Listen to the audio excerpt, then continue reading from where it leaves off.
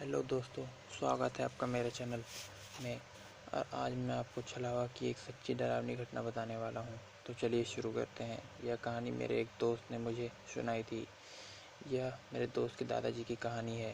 मेरे दोस्त के दादाजी का नाम धर्मवीर है और वो यूपी के बुलंदशहर के एक गांव में रहते हैं। तो दोस्तों, अब ये कहानी मेरे दोस्त के दादाजी की ज़ुबानी चलेगी। तो चलिए दोस्तों, शुरू करते हैं। मेरा नाम धर्मवीर है। मैं अपने गांव का बहुत बड़ा पहलवान था। मैं अपने समय में अच्छे पहलवानों को धूल चटा देता था। एक रात गर्मी के मौसम में मैं अपने छत पे सो रहा था। मौसम गर्मी का था। मैं काफ़ी गहरी नींद में सो रहा था। मुझे कुछ महसूस होने लगा अचानक। मुझे लग रहा था मेरा शरीर हल्का होता जा रहा है और मैं हवा में उड़ता जा रहा हूँ। फिर अचानक मेरी आँख खुली तो मैंने देखा कोई चीज़ मुझे हवा में उड़ाते ले जा रही है। मैंने अपनी मोतियों की माला को तोड़कर ज़मीन पर फेंकना शुरू कर दिया। जब मुझे वो चीज़ काफ़ी दूर तक ले गई तब मुझे लगा कि मेरी जान खतरे में है। तब मैंने अपनी कोहनी से उस चीज़ के सर पे वार किया और मैं उस चीज़ के साथ ज़मीन पे आ गिरा। फिर वो चीज़ अचानक से एक कुत्ते के पिल्ले के रूप में आ गई। जब मैं उसके पास पहुंचा तो एक बकरी के रूप में आ गई। तब मैं समझ गया कि ये कुछ साधारण चीज़ नहीं बल्कि कोई भूत प्रेत का मामला है। वो कभी भी मेरी आंखों से आंख नहीं मिला पा रहा था। मैं समझ गया कि वो कुछ और चीज़ नहीं बल्कि एक छलावा है। दोस्तों, उस वक्त मैं बहुत डर चुका था। फिर वो अचानक एक पहलवान के रूप में आ गया और मुझे कहने लगा कि तू इस गांव का सबसे बड़ा पहलवान है ना, तो मुझे हरा कर दिखा।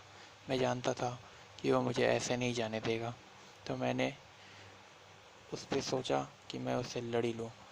मैं उसकी तरफ अचानक दौड़ने लगा और मैं उसे पकड़ कर मारने लगा।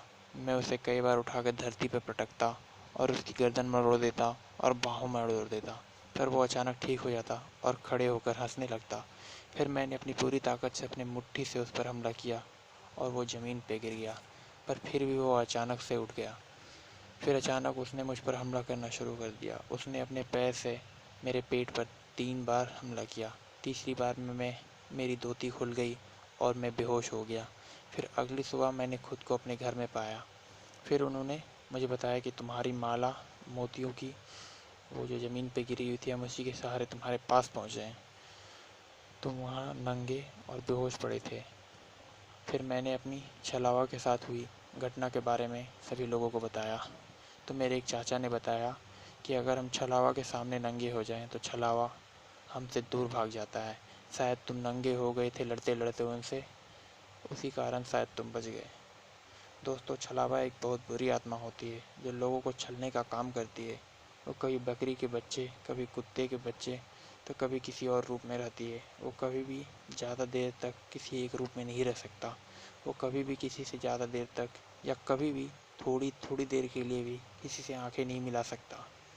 दोस्तों, छलावा अक्सर सुनसान और अकेली सड़कों पे लोगों को अपना शिकार बनाता है। वो अकेले आने वाले राही को भटकाकर अपना शिकार बनाता है। तो दोस्तों, अगर आपको हमारी वीडियो पसंद आई हो तो वीडियो को लाइक और शेयर करें और चैनल को सब्सक्राइब करें और बेल आइकन को दबाना ना भूलें। दोस्तों, अगर आपको ऐसी वीडियोस देखना पसंद है तो हमारे चैनल पर कमेंट करके बताएं। हम आपके लिए ऐसी वीडियोस आगे लाते रहेंगे।